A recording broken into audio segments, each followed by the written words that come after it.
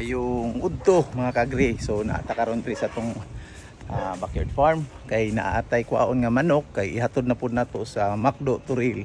Suki kay natong Macdo Turil ba. Napaday tay nabilin nga incubators mga kaagri. Araw. Kani. So kumbati kayo ni ready na ni.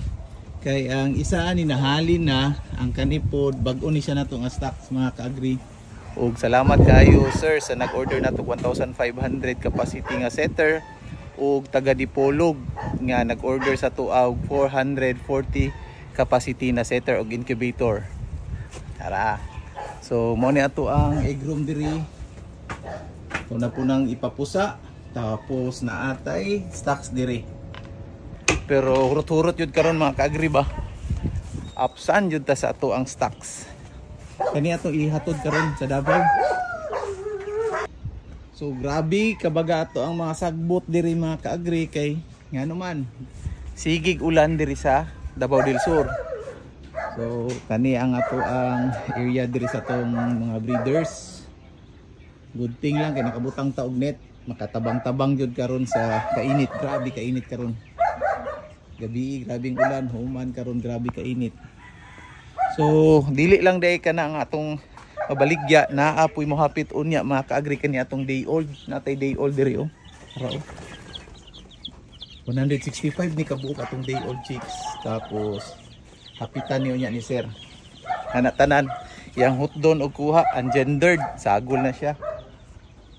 Atong breeders diri medyo nihina jud og pangitlog atong breeders mga kaagri kay medyo gulang-gulang na sila. Mag duha ka tuig na ni sila karong September 8 ka September 6. So hinahinay ang ilahang production. So mamalit na pud ta og mga piso na pod nga parent stocks ato ana pong himuong breeders. Tapos naatay 30 ka nga orders ato diri. Yani.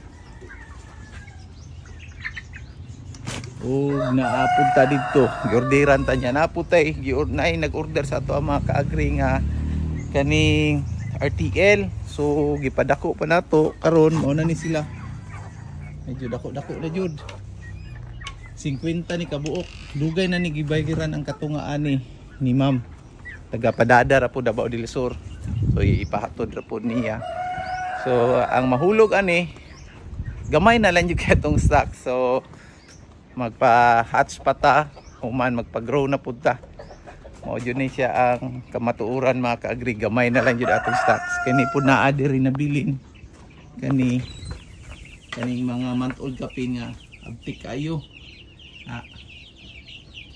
Naana po ni siya ay tag-iya tanan. Pauno na. So salamat jud kayo mga kaagri sa inyohang kanang tawag ani pagsuporta diri sa tuwa.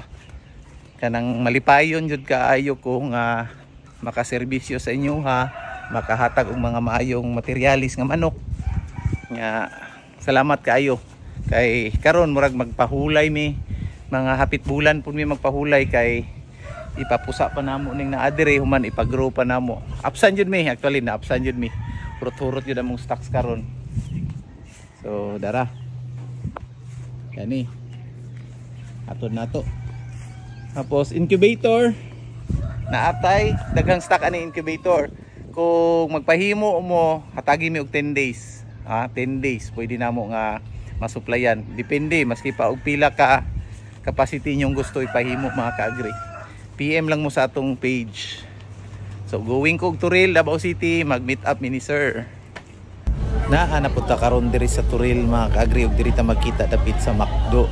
So meet upan na jud nato ni diri mga kaagri ba.